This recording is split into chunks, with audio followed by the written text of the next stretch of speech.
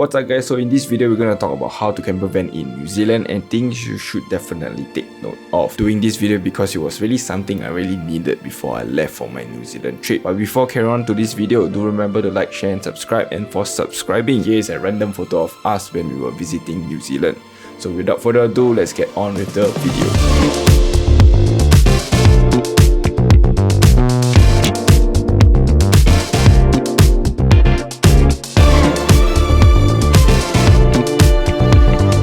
There are many questions you should ask yourself when planning to travel the picturesque country of New Zealand, and one of the many you should be asking is, should you campervan? If the answer is yes, then stay tuned to this video, but if it's a no, stay tuned again because you may learn a thing or two about campervanning in New Zealand, and we may even change your no to a yes. First, let's talk about transportation in New Zealand. Unlike highly efficient public transport systems in Singapore, New Zealand's intercity public transportation can be less frequent and convenient, but having your own vehicle is probably the best way to get around, but there are options for that if you are interested in doing a public transport road trip. However, with that being said, there are multiple considerations you have to ask yourself before deciding whether you should campervan, such as if you are comfortable squeezing in a small van or car, if you're able to cook using a mini gas stove, or even using a small porta potty. If your answers to all of these questions are a resounding yes, then a campervan might be the perfect choice for you. It's also usually more cost effective compared to renting a car and booking accommodations every night, as with a campervan,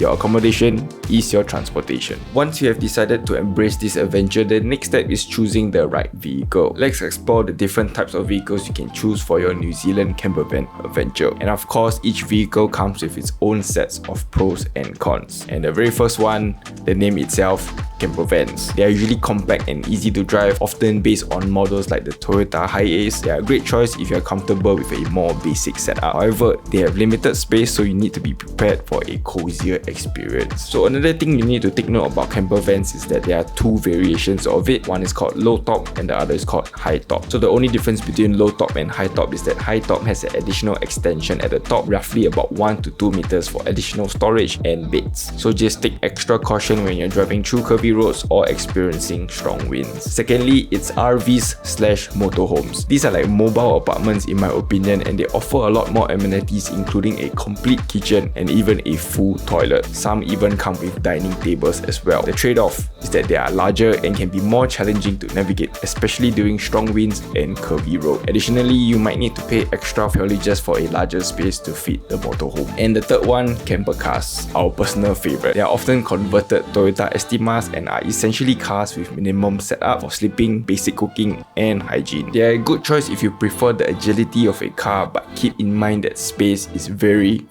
limited. One pro tip, bring soft bags instead of large suitcases to save space. And lastly, overlanders or four-wheel drive campers. While it's less common in New Zealand, overlanders are a little combination of camper cars and high-top campervans. Main difference is the addition of a soft collapsible tent on top for sleeping. You can definitely check videos out like Kara and Net or Eva Zubek to see what it's like staying in those. And what we chose was camper cars because we wanted the ability to drive a little faster and explore more places. And since we only had 3 weeks in New Zealand, camper car was definitely a perfect choice for us. And now that you have a better understanding of these options, you can make better choices based on your comfort level, travel plans and budget. Next, when it comes to campervanning in New Zealand, understanding that self-contained vehicles is extremely crucial. There are campervans or motorhomes equipped with specific facilities laid out by the New Zealand government. So what makes a vehicle self-contained? So here are the 6 things you need to take note of. I will not go in depth into each, but you can pause the screen and do a quick Google search of it. But all you need to know is the big blue self-contained sticker stuck right at the back to indicate your vehicle is indeed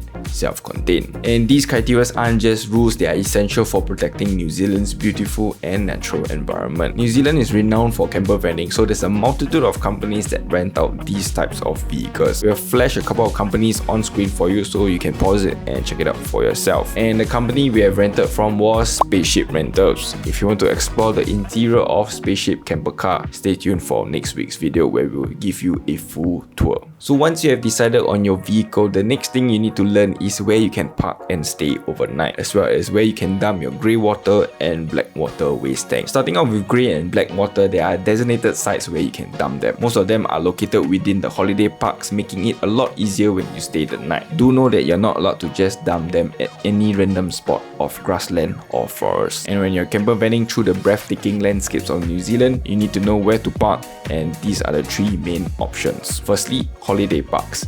These are dedicated sites offering a variety of options from powered sites to non-powered sites, from studio en-suites to multi-bedroom units. Many of them provide shared facilities like communal toilets, kitchens, as well as entertainment areas. Prices vary starting as low as 20 New Zealand dollars for non-powered sites to around 150 to 200 New Zealand dollars for private rooms. Secondly, Department of Conservation, aka DOC campsites. Think of them as the NParks of New Zealand. With over 200 campsites across the country, you have various options. These include service campsites, scenic campsites, standard campsites, basic campsites, backcountry campsites, and the Great Walk campsites. I have no more breath already. The Great Walk campsites are worth considering if you are into hiking like myself. Majority of the campsites offer basic facilities such as toilets and water supplies, and prices typically range from about 13 to 20 New Zealand dollars per night. And lastly, freedom camping. It's the budget-friendly option where you can park for free. There are around 420 spots across the country, but you need to find specific sites where it's allowed. We use a dedicated app to locate these spots such as Campervan to find out where these exact spots are. Keep in mind that free camping doesn't come with facilities, so be prepared. Some spots might have limitations like early departures the next day at 7 AM or restricted stays. However, don't challenge the rules because parking attendants there are strict, like how we got fined for just overstaying by 15 minutes. And now for this segment of this video, we're going to share some invaluable and random pointers that we have wished we have known beforehand. And first thing first, planning your itinerary. New Zealand, home to around 5 million people and a whopping 25 million sheep. Fun fact, ratio of humans to ships in New Zealand is 1:5. The country is divided into North and South Island, and you need to decide which one to explore more. Personally, I recommend the South Island, which offers a plethora of adventures, including the world's adventure capital, Queenstown. We'll be unveiling our exact 3-week route through both the North and South Island in the coming weeks. And next, a crucial consideration: how far in advance should you book your campervans? I'd say securing your booking around 3 months in advance is a good time frame, but I can't confirm it either. For example, we initially planned to book 2 different campervans, but one was unavailable even 2 months before our intended booking date. So be aware that booking well in advance is the safest option. So another thing you should take note when booking your campervan is that once you booked your campervan, it's not confirmed until you receive a confirmation email from the company themselves. And next pointer, let's talk about driving in New Zealand, which may be quite different from what you are used to depending on where you're coming from. But here are a few essential tips for driving in New Zealand. Firstly, keep left. Always stay on the left side of the road. This means the driver's seat is on the right side of the vehicle. 1-lane bridges. New Zealand has many 1-lane bridges scattered throughout the country, so when you're approaching one, always yield to the other vehicle.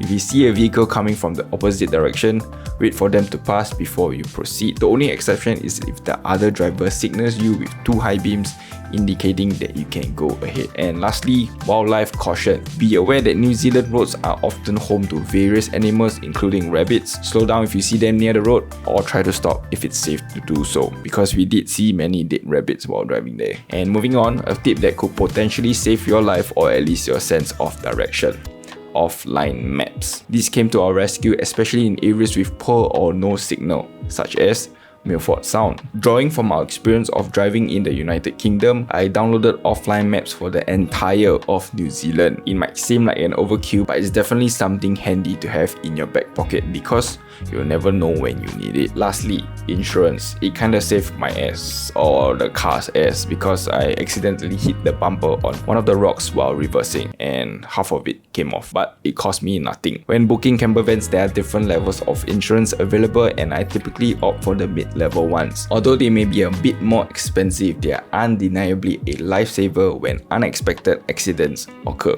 And now that you're armed with knowledge we wish we had known before setting off to New Zealand, it's time for you to spread your wings and dive into the fantastic campervan lifestyle that New Zealand has to offer. Comment down if you have any questions, and if you love this video, remember to share and subscribe and like, and we'll see you in the next video where we'll show you what's like in a spaceship camper car. Peace. Mic drop. Ouch!